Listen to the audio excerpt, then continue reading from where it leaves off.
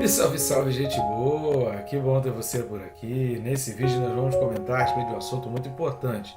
Falaremos sobre o consolo, refúgio e esperança no Deus que não pode mentir. Não sai daí, vem comigo até o final.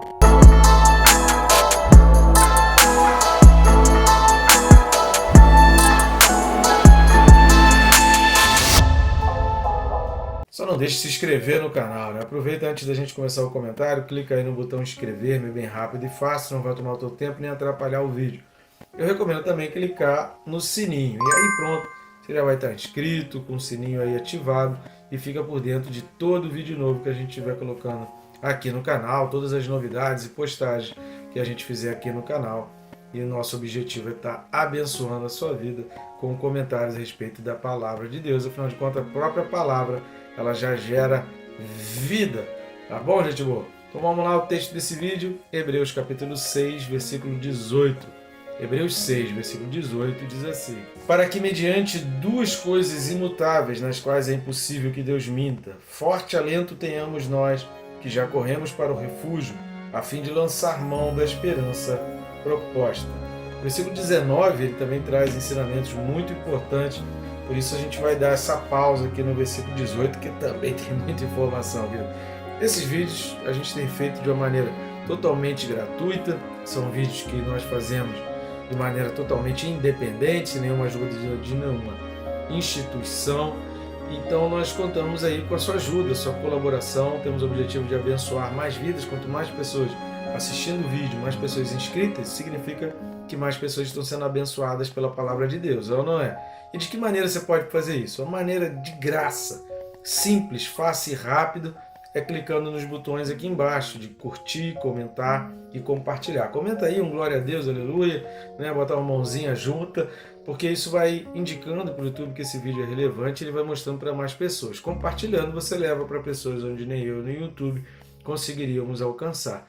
E uma outra maneira que você também pode nos ajudar, eu preciso, conto muito, não só em relação ao vídeo, mas também ao nosso próprio ministério missionário, aqui é clicando em um dos links que estão aqui na descrição e adquirindo um ou os dois livros que vão estar aparecendo aqui do lado para você escolher. Você pode olhar aí, vai ter o nosso canal, tem na Amazon, tem na Hotmart, tem os livros à disposição aí de forma digital ou em papel, o que for melhor para você. O digital eu acho que vale muito a pena ter o livro em formato digital. Tá certo? Muito obrigado você que já vem nos ajudando. Vamos lá a comentar a respeito desse texto. Esse texto, versículo 18, ele começa com para aqui. Esse para aqui a gente precisa entender, porque o para aqui ele está se referindo ao fato de que Deus se interpôs com o juramento. A gente não pode entender que esse para aqui está se referindo ao juramento em si, mas à ação de Deus, à atitude de Deus, que se interpôs por juramento. Ele fez a promessa e ele se interpôs por juramento. Ou seja, está falando em relação aos motivos que o levaram. Então esse para aqui não é exatamente sobre o juramento, mas sobre o fato de Deus ter se imposto e Deus, além da promessa, ter colocado também o juramento. Fala da atitude de Deus e não do juramento em si. Então essa atitude de Deus veio para quê? Mediante duas coisas imutáveis. Quais são as duas coisas que ele menciona nos versículos anteriores?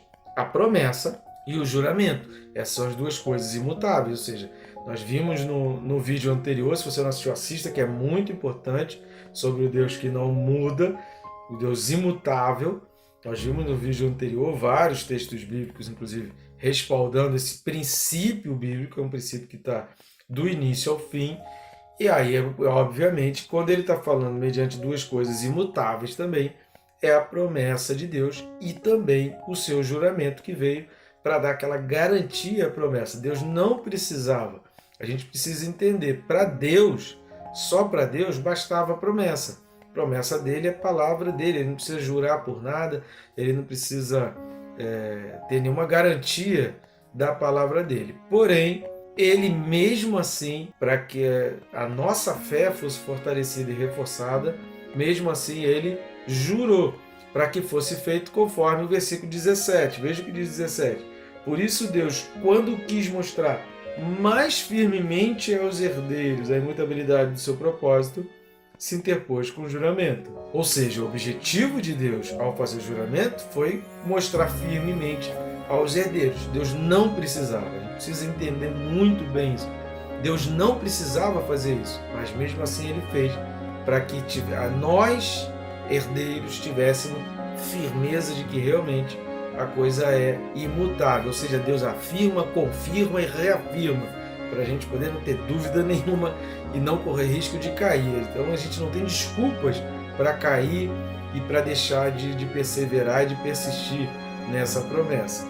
E aí o texto 18, o versículo 18 vai falar, né, duas coisas imutáveis nas quais é impossível que Deus minta. Cara, essa palavra, essa expressão, é impossível que Deus minta, isso aqui é fantástico, é sensacional. Vale duas observações. Quero colocar duas observações, porque o autor coloca e porque a gente percebe o autor da carta aos Hebreus colocando essa expressão, impossível que Deus minta. Em primeiro lugar, querido, o autor ele quer deixar clara a sua certeza e confiança na promessa de Deus. Exatamente porque toda a carta, você vai perceber isso, a gente já falou isso várias vezes, em vários vídeos para trás, e você vai me ouvir falar sobre isso em vários vídeos para frente aí da carta aos Hebreus, sobre o conceito de perseverança.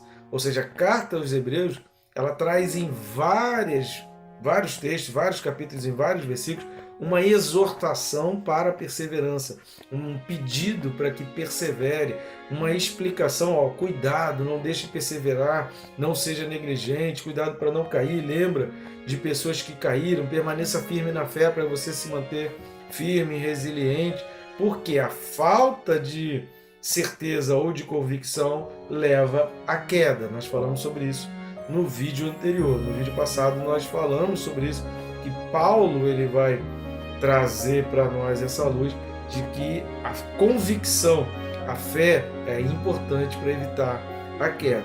A segunda coisa que a gente precisa fazer de observação nessa frase, é impossível que Deus minta, é o que está lá em Números 23, 19. Vamos dar uma lida em Números 23, 19. Deus não é homem para que minta, nem filho de homem para que se arrependa. Porventura, tendo ele prometido, não fará? Ou tendo falado, não o cumprirá? O que o autor aos Hebreus queria falar então com essa frase, duas coisas imutáveis? À luz de Números 23, 19, nós entendemos que Deus já deu provas mais do que suficientes, que aquilo que ele promete, ele cumpre. Por isso o autor afirma, é impossível. Por quê? Porque ele conhece o passado, ele conhece a história e ele sabe que Deus não muda e que Deus não mente. E que Deus não iria mentir, fazer uma promessa de uma maneira mentirosa, como muita gente vem fazendo hoje. A gente vem observando aí, muita gente só faz promessa de qualquer jeito e depois o povo nem vai se lembrar que a promessa foi feita. Em Deus a gente não tem isso. Por quê? Por isso é importante a gente conhecer história, por isso é importante estudar a palavra, por isso é importante estudar, analisar, comentar, parar. O que a gente vem tentando trazer aqui com esses vídeos, que mais do que levar conhecimento, é incomodar as pessoas para estudar a palavra. É você aprender a disciplinar, separar tempo para estar estudando a palavra. Todo dia eu vou separar tempo, eu vou estudar, eu vou separar esse tempinho para poder ler um livro, ler uma enciclopédia, eu vou adquirir material para eu poder entender mais e conhecer a história, para saber quem é o meu Deus, quem é o povo de Deus, quem são os herdeiros, quem são os profetas, quem são as pessoas. Se a gente conhece essa história, a gente pode afirmar como o autor aqui dos Hebreus. Olha, é impossível que Deus minta, porque eu olho para trás e eu vejo que é impossível todas as promessas de Deus se cumpriram. Olha que lá em Números, capítulo 23, versículo 19, ou seja, no início da humanidade, lá no início de tudo, Deus já estava falando isso. Acaso eu sou homem para que minta? O homem mente, o homem faz promessa que ele não sabe nem como que ele vai agir para poder cumprir aquela promessa. Agora eu não. Alguma vez eu já falei? Alguma vez eu já deixei de cumprir? Tendo eu falado, eu deixei de cumprir? Está lá em Números 23, 19.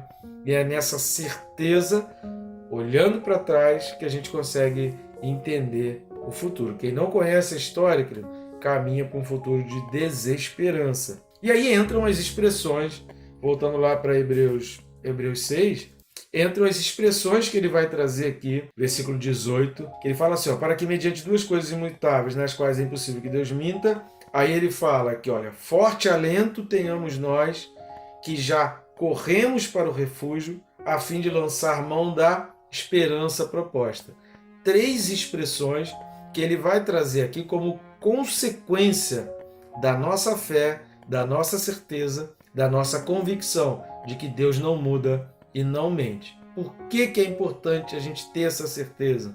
Porque a gente só você olhar para fora aí, só você começar a conversar, conviver com pessoas e até acompanhar os noticiários, né? Noticiário mesmo, não essas propagandas que existem na televisão aí, que é propaganda de governo, não traz notícia nenhuma. Mas se acompanhar os noticiários, se acompanhar o mundo à tua volta, se você é antenado, se você está ligado com as coisas que estão acontecendo à tua volta, você vai perceber que no mundo falta esperança, as pessoas estão completamente desesperadas, as pessoas não têm a menor noção, a certeza, as pessoas não têm fé, as pessoas estão frias, as pessoas estão sem amor, as pessoas estão sem compaixão, estão sem misericórdia.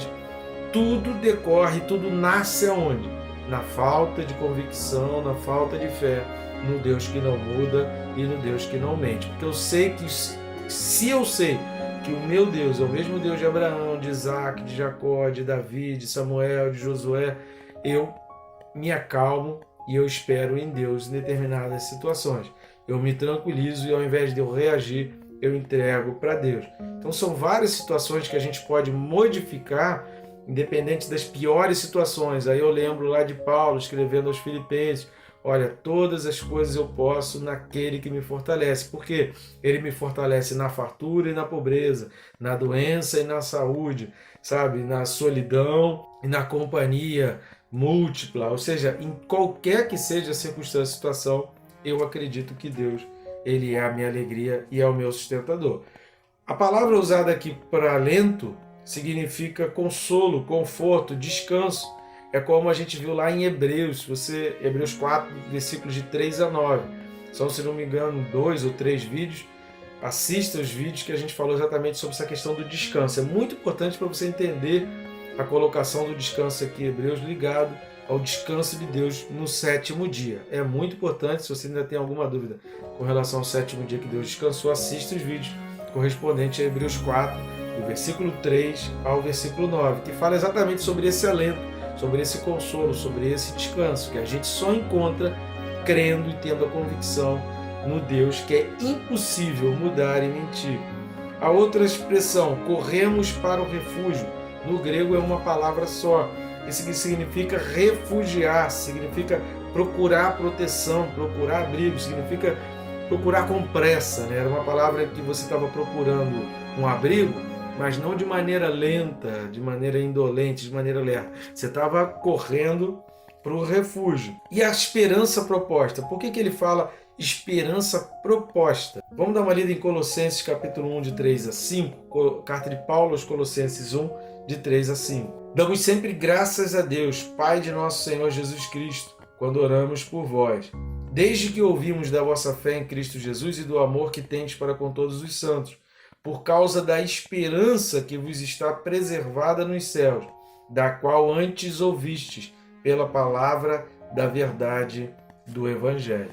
A esperança que está preservada nos céus, ou seja, o Deus que não muda, o Deus que não mente, o Deus para que é impossível mentir, para quem é impossível mentir, esse Deus está preservando, está mantendo uma esperança. Diante de qualquer que seja a situação aqui nesse mundo, existe uma esperança que foi proposta e eu estou abraçando essa promessa. Abraão saiu da terra da sua parentela sem ter a menor noção do que o esperava. A gente leu isso lá em Romanos capítulo 4, no vídeo anterior. Crendo contra a crença, esperando contra a esperança. Ao propor a promessa a Abraão e sua descendência, o objetivo é termos esperança. Herdar, sermos herdeiros, isso é para trazer esperança. Se você tem a certeza de que você vai herdar, se você tem a certeza de que a promessa de Deus é para a tua vida, teu coração se enche de esperança, e a esperança é o oposto da desesperança, ou seja, ter esperança é não ser desesperado, é achar que tudo desabou, a tua vida está pior e não tem saída. Isso é ter esperança, é você não ter esse tipo de sentimento de achar que você não tem mais saída, que não tem mais jeito, que a situação não vai mudar. Por quê? Porque eu creio num Deus que já abriu o Mar Vermelho, eu creio num Deus que abriu o Rio Jordão, eu creio num Deus que fez o homem caminhar por cima da água, eu creio num Deus que dá ordem para o vento, para a tempestade, que dá ordem para o morto. Se eu creio nisso, se eu entendo nisso, se eu tenho a fé, a firme convicção nessas coisas que eu não vi, mas que eu creio, o que será? Qual o problema na minha vida que se o Deus que venceu a morte, que o Deus que venceu a morte não possa vencer? Qual é a dificuldade na minha vida que o Jesus Cristo que venceu a morte, que é o pior dos inimigos, não possa fazer na minha vida? Saber que há um lugar reservado para nós de consolo, segurança e paz. Isso é esperança. Saber que existe um lugar reservado para você de consolo, segurança e paz. E é isso que eu desejo para a tua vida. Que nunca mais você se desespere, que você em momento nenhum desista, que você mantenha-se firme, perseverante, sempre abundante na obra do Senhor, porque nada que você faz para o Senhor fica em vão. Que Deus te abençoe, rica e abundantemente.